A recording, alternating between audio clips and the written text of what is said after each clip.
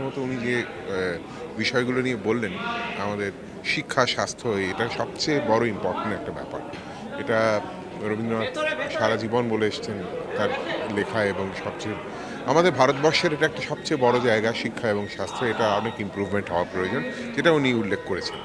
আমি একজন সঙ্গীত শিল্পী হিসেবে আমার একটা চাওয়া রয়েছে।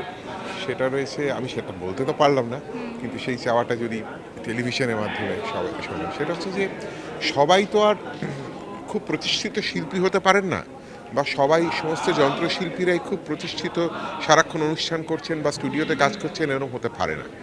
যেমন পৃথিবীর অন্যান্য অনেক জায়গায় আমরা দেখি যে স্কুলে, বিশেষত স্কুলে মিউজিকটা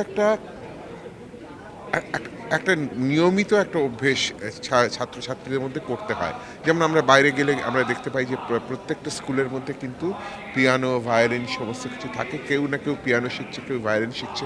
মিউজিকটা করতে হবে, সে গান গাইতে, মিউজিকটা না আসলে যেমন খেলাধুলা খুব ইম্পর্টেন্ট, সঙ্গীতও ঠিক একই রকমভাবে খুব ডিসিপ্লিন তৈরি করে। সবাইকে গায়ক বা খুব নামকরা যন্ত্রশিল্পী হতে হবে তা নয়, এটা একটা বেসিক মনন তৈরি করে। সেই জায়গা থেকে যদি আমরা এই প্রাথমিক শিক্ষা লয়গুলোতে সঙ্গীতকে একটা আবশ্যিক বিষয় হিসেবে আনতে পারি, তাতে আমার মনে হয় অনেক উন্নতি হবে, অনেক ছেলেমেয়েদের উন্নতি হবে, তাদের গঠনের উন্নতি হবে, মানসিক গঠনের উন্নতি হবে, এবং তার সাথে সাথে এমন অনেক মানুষ আছেন, গায়ক, গায়িকা এবং যন্ত্রশিল্পীরা রয়েছেন, তারা কাজও পাবেন।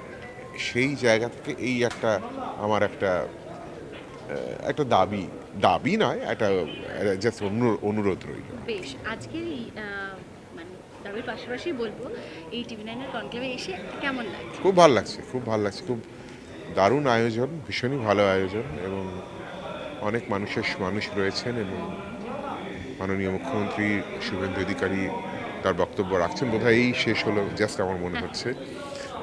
খুবই সুন্দর বক্তব্য রেখেছেন, আমার ভালো, খুব এনজয়। টিভি9কে অনেক ধন্যবাদ।